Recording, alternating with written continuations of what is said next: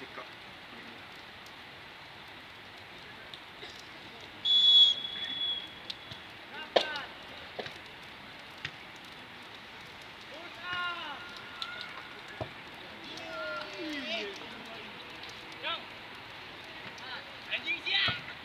Mengenai latihan hari ini, gimana Coach?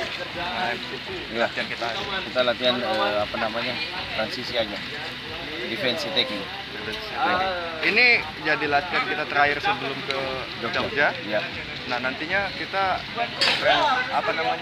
ngadain lagi uji coba kabar-kabarnya apa benar? Setelah pulang dari anu aja, kita lihat situasinya. Pulang dari Jogja, kita lihat situasinya. Ini Kalau bisa kita lakukan, kalau enggak.